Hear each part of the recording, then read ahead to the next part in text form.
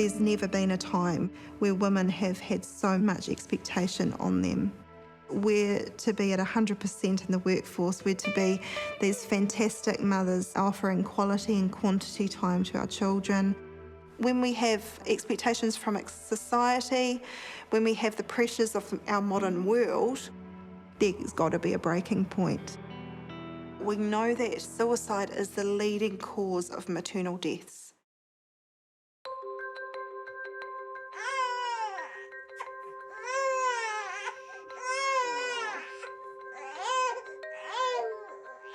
I can barely remember who I was before I had children.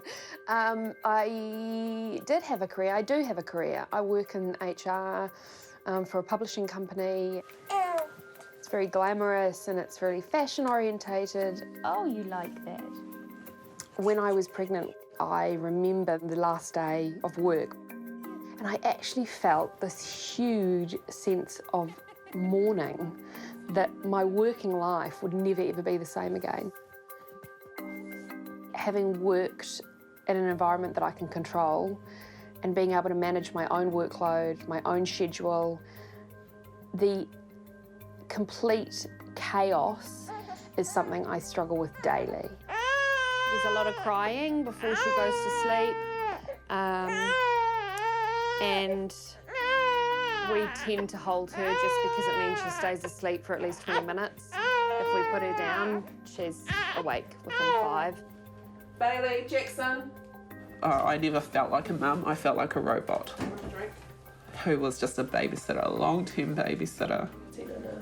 But I never actually felt like a mother. And I have raised them on my own.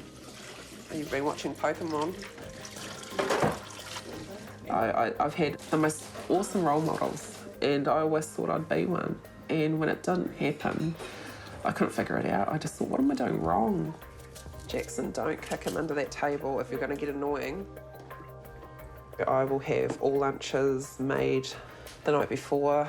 I will have breakfast set up ready to go. I'll have all the clothes laid out. We literally just have to jump in clothes, feed ourselves, chuck dishes in the sink and grab our bags and go. Ready for bed, eh? Just exhausted all the time. Like, I'm just so tired. It's been about 2.5 years since I've slept through the night.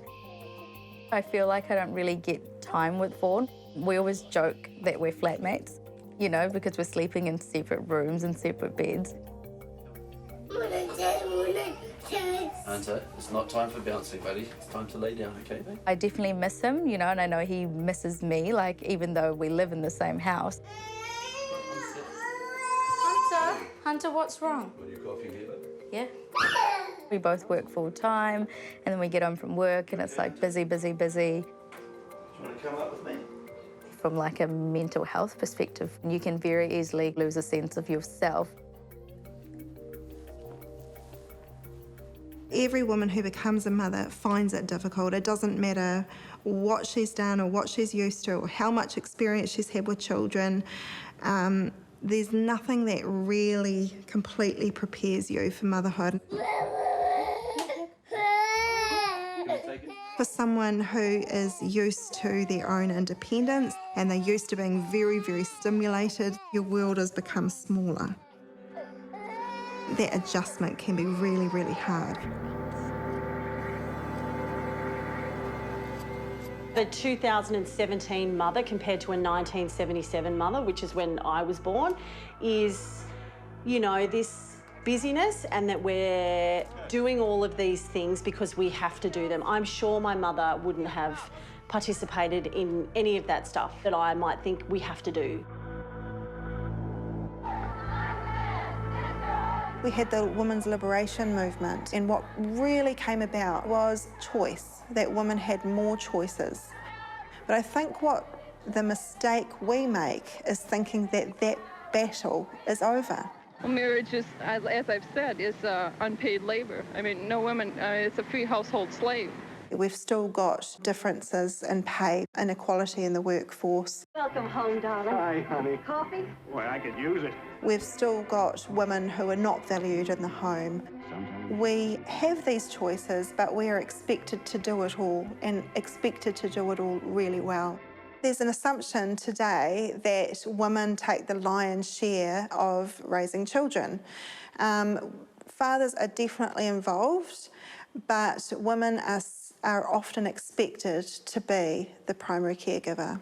My dad says to me all the time, like, it takes a village to raise a child, and years ago we had villages and we had people living next door to us and neighbourhoods that really supported having children, and you didn't really need childcare because everybody helped raise children, and there was lots of advice about how to do things and lots of people really close to you that could give you advice that hadn't done it that long ago. And I don't think we really have that anymore. My mum was saying, you know, to me that when we were young, my grandma lived right next door, and, you know, she definitely said, like, neighbours would come over and help during the day if she needed to have a nap, or, you know, even in the middle of the night. Like, a lot of people had extended family closer, and I think maybe that helped a bit more, whereas now we all kind of live in our little houses and we don't really talk to the neighbours apart from saying hello.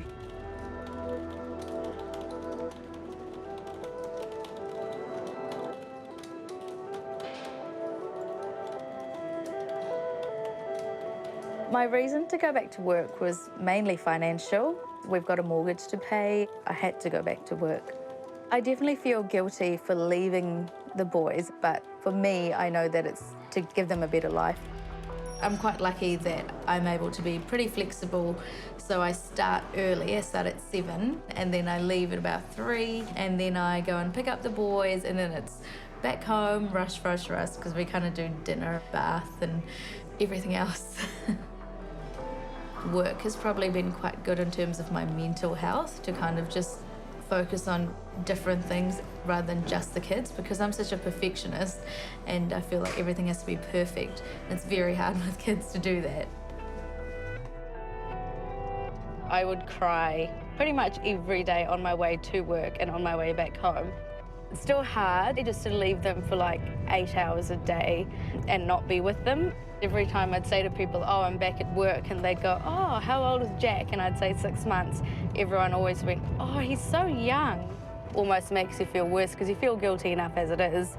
And then when people say he's young, I kind of thought, well, I know he's young, but, you know, it is what it is. One of the biggest things is that guilt. When they're at work, they are thinking about their kids and what their kids are needing. When they're at home, they're thinking about their work responsibilities. And where these two conflicts happen is often things like when the children get sick, who takes care of the children during the school holidays. There's just so many situations where women are constantly in a position where they have to choose between children and work. It needs to be a shared thing. It needs to be shared between partners, and preferably the wider family. Hello. Hello, mister. Hi. Hello. Did you miss me? Were they all right today? Do they have their naps? Hunter was tired after we came back here and straight to sleep. You don't want to be judged or seen as not coping. And there's so much expectation on women to just be like superwomen. Like, you've got to be a good mum, but then you also have to have a clean house, and your kids have got to be well behaved when you're out, and you've still got to look presentable. I always look at other mums and everybody seems to be doing such a great job. You know, everyone's got kids that sleep well, and everyone makes their own baby food, and everyone, you know, like, seems to be having a great time, like lots of energy, doing fun things with their kids all the time, and going to work, and, you know, keeping a great house and find time to do baking. Then there's social media showing all these people. So at any case, you're sitting at the park. I don't like going to the park, and I'm scrolling through my Instagram and seeing mothers baking with their children, or whilst they're having a green smoothie in their gym. Get out, that they've just done, like, off. Like, no one's doing that.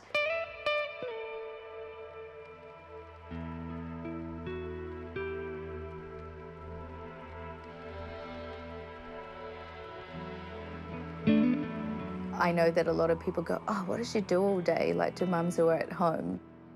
There's so much work involved. Kids are so full on. They're just on all day.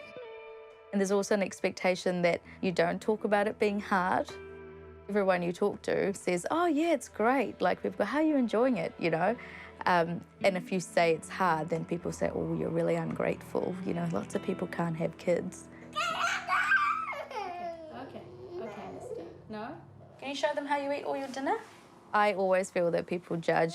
So even when people say, how are they sleeping? I say, not too bad, when actually it's horrendous. We just put up this image of what we want to be. I do wish that we did do things like take photos of our messy house and the pile of washing that is like Mount Everest, and actually just we're far more honest, because we're all experiencing those things. Even saying the words, I'm feeling like shit about this today or this week and I'm feeling really bad. And that's why blogging has been therapy to me, because I have been able to just blurt it out and have other people go, oh, you're right, I'm not alone. It's a very different generational time. And I think it's because we have all these expectations. There's so much literature, there's so much knowledge of studies have been done, and let's look back on that. Well, you've been affected this way and that way, so let's try and right all our wrongs. And it's just we're in complete overwhelm. I tried not to read any baby books when I had the girls, because every time I read them, you beat yourself up because you are meeting an expectation that's been set by someone in a book. You just feel it's setting you up for failure.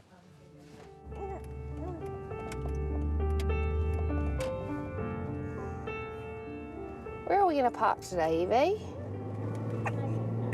You don't know. I don't know either. Speaking to my mum about when they had children, they just weren't bombarded with the information. It wasn't around, so they weren't able to kind of lie in bed at night frantically Googling, my child's not getting 18 hours sleep a day, or is crying going to make the cortisol levels go up to a point that I'm going to damage them permanently. There's so much information out there. I know it terrifies me. You want one of those? We'll have a look in a minute. And you're supposed to like rub it on yourself so that it gets so that it smells like them. And it's supposed to be gender neutral. Of course. Oh, I see. It's like a heartbeat. It is quite comforting, I have to say. Maybe I should sleep with it.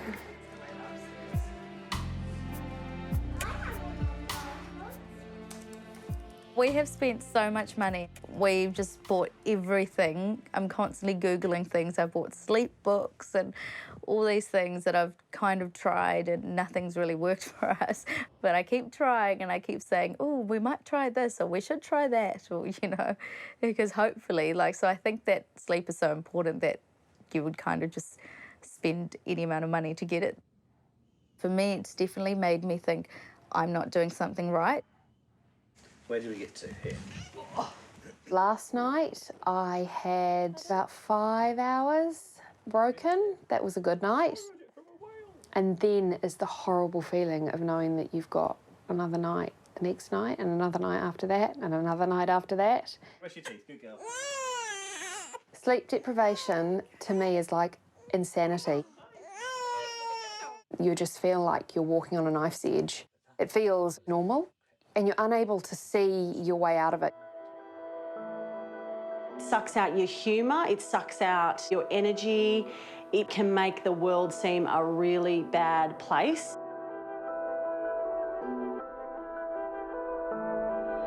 What about Play-Doh? Play-Doh, you love Play-Doh. No. Come on. No. All the worst parts of motherhood, where I felt the worst about myself and that I'm failing in every way, is inevitably linked to lack of sleep. Come on. It's really shit and it's really hard. Come on, darling. Let's go. Come on.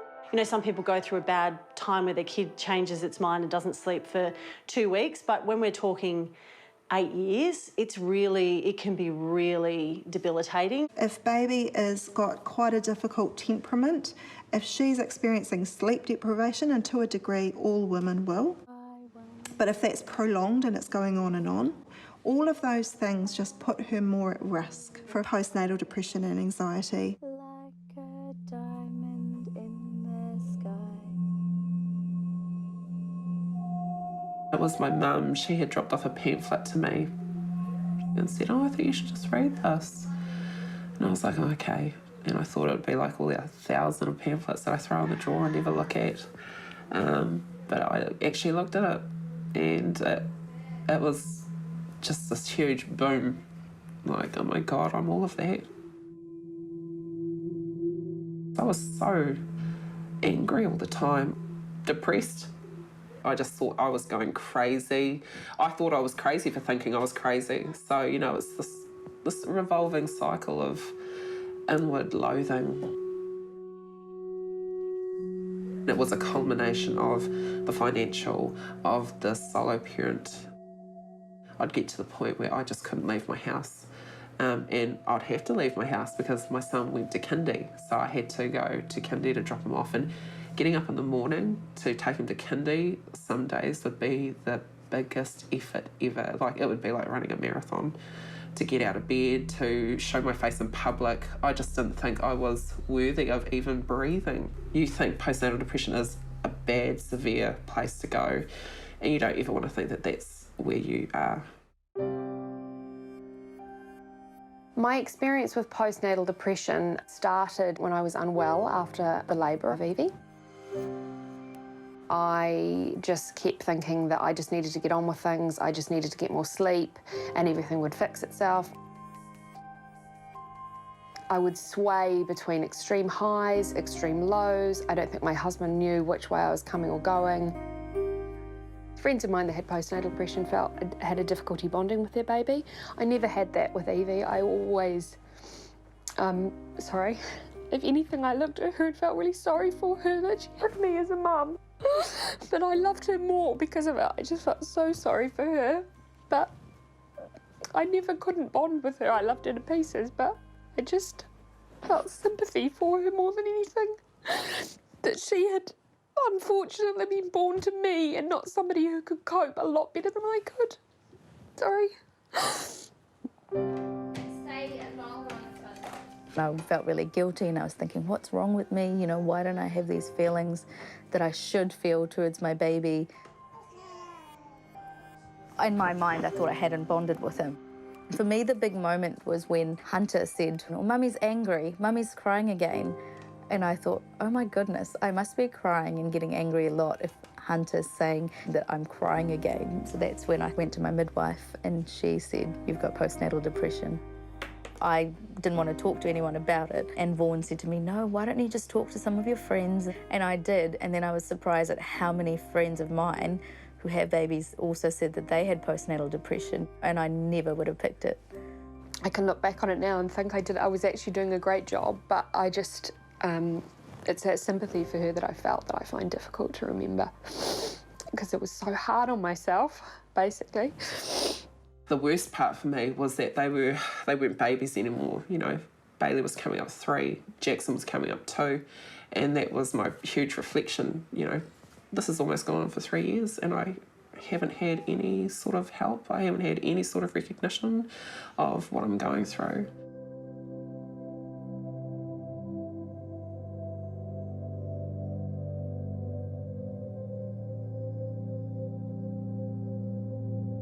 The biggest risk of untreated antenatal or postnatal depression is suicide. In fact, it's the leading cause of maternal deaths. Early intervention is the best way of dealing with any mental illness. There are better outcomes for everyone. The sooner we can deal with it, the quicker people recover, and that obviously reduces the impact it has on everybody. I went and saw the same doctor who put me on antidepressants, and within, I would say, a month, I was back to an even better version of myself, probably. I was just on an even keel and felt that I could make rational decisions and things didn't bother me so much. The crying didn't kind of pierce me as much as it did. Then after 6 months, I came off the antidepressants slowly and I've never looked back. Hello, hi. Hi. Hi, nice to meet you. I'm Angela. Nice to meet you. Lovely to meet you. Come on Christina. in. Thank you. This is Evie and this is Ophelia. Hello, Evie. Come on through. Breastfeeding, you're breastfeeding. How is that going? Is that okay? It went very, very badly with Evie, and it's going marginally better with this one. I'm not sure how much longer we will... Well, I will persist because that's my personality, but I don't know how much she's getting, and the weight gains are fine but not great, you know. Yeah. So just one thing to remember with breastfeeding, and there's this real push that breast is best, and a lot of mothers can feel a real pressure around that. Yeah. But what I always say is that actually your mental health comes first. So sometimes when we have difficulty breastfeeding, and it can push us into that depression. Yeah, that's one of the things I've let myself be okay with. What has changed in your mindset about that? I've definitely worked out now that I need more time on my own, and I am able to kind of talk myself out of situations where I'm feeling a little bit overwhelmed. Yeah. Knowing what my triggers are and knowing how to talk myself out of them. Yeah. I think I've just let go of perfection, and I don't strive to be like the best mum in the world. I just strive to be a good mum. And that's enough. Yeah, that's enough. Yeah, exactly. And I think I've realised that. Angela has learnt some amazing wisdom. It's what's right for our family that's going to get us through is the best for us. I've just got to do whatever it takes to get us through this. And if that means that I don't breastfeed, or I do breastfeed, or I have a dummy for the baby, pacifier, whatever, or I don't, you know, just whatever it takes.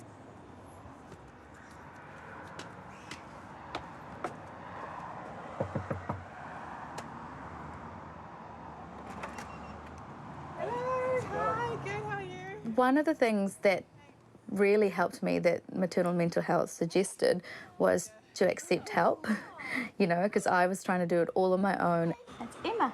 So no one's too overtired? No, Jack is yawning. Yeah, good. And I own Baby Sleep Consultant New Zealand. We go and help mums around the country who need help with their babies or toddlers' sleep. I think sleep consultants fit in because they help you with a routine and just help you know that you're making the right decision. I'm so tired that sometimes, like, it gets to the evening and I just want to, like, you know, I just want to, like, go to sleep rather than play with them, you know? Definitely can't function on a couple of hours sleep, especially when you're doing a job and you're getting paid to do a job. You know, you've kind of got to do the best job you can, and it makes it a lot harder when you're tired.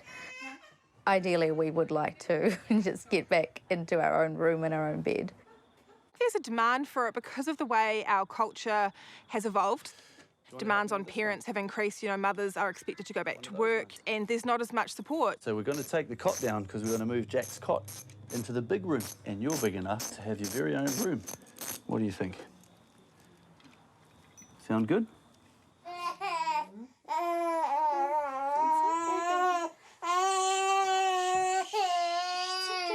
It's been 2 nights now since Emma's come and set up a little routine for us. It's been amazing now that we're sleeping in the same bed again. It almost felt strange and quite new, but it was really nice. Like, it was nice to actually be able to go to bed together and, like, you know, just cuddle and talk. I kind of feel like I'm married again. Bye. If I could go back in time from now to go back 10 years and just say, give myself a good slap around and go, you actually do know what you're doing. Trust yourself. Listen to your instinct. Allowing yourself to have the confidence to step up to people and say, well, we're going to do this way. Whether that's wearing your baby in a sling all the time because you want to do that, or co-sleeping, or whatever. Just if it's working for you guys, do it and be confident in that, and, like, just tell everyone to politely, you know. Going to counselling taught me to be okay with being me, to acknowledge that I am a good parent, and to let go of all those negative stigma that I'd built for myself, and break down that real bad wall that I had built up, and to just be able to see my kids for who they were and love them and appreciate them. But I had to acknowledge everything. I had to openly say, I love my kids, I love who they are, I love myself, I'm worthy. And all those types of things, you know, that's what counselling did. It was a long time. It was almost 2.5 years, and you can't go through that level of counselling without it changing you as a person. And it changed me, but it changed me in the best way. It set me up to accept life and be okay with life and be okay with who I am. Being a mum now is more pleasurable, like it's fun. I enjoy taking them to their things, whereas it was a chore. It was just one of those things you had to do. But I enjoy getting up and making breakfast and all the mundane things you don't even think about. That's what I enjoy. Is one of the most powerful lessons I learned as a mother and as a woman who experienced postnatal depression was that the more I looked after myself, the better I was at being a mother to my child.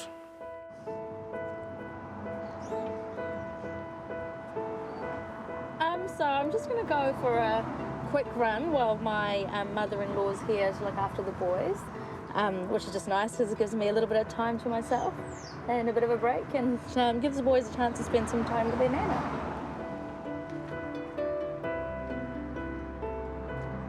Once I started accepting help from other people and learnt some coping strategies, just simple things like breathing and taking time for myself, I started running again. Mum would look after the boys a couple of times a week, and just those kind of little things just really made a big difference.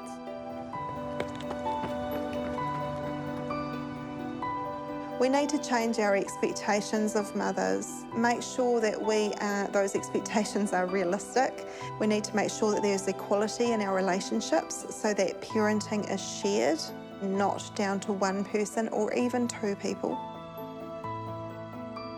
We need a government who is addressing the gaps, and those gaps are delayed diagnosis, so we need to be identifying mothers. We need to be screening for depression or anxiety.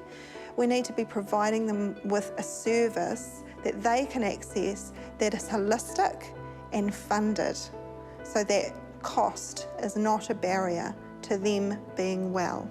It's okay to not feel okay, and you should ask for help, and you need to talk, and you need to laugh, and you need to just like let it all hang out, because it is the hardest, shittiest paying job you'll ever do, but it is the most rewarding, hands down.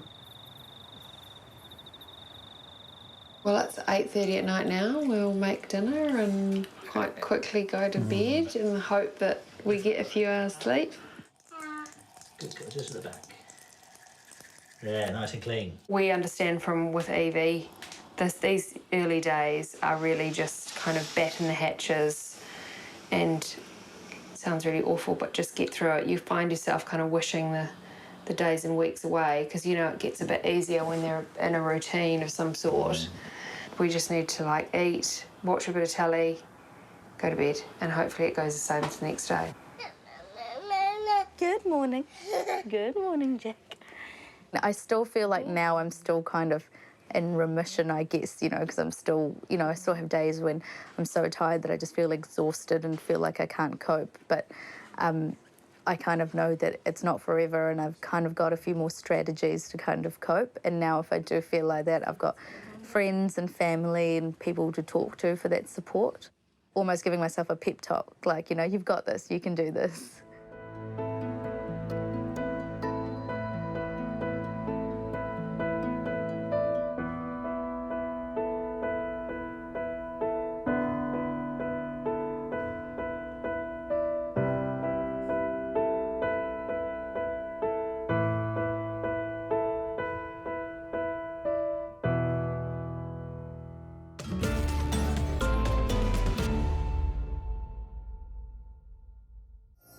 Attitude was made with funding from New Zealand On Air.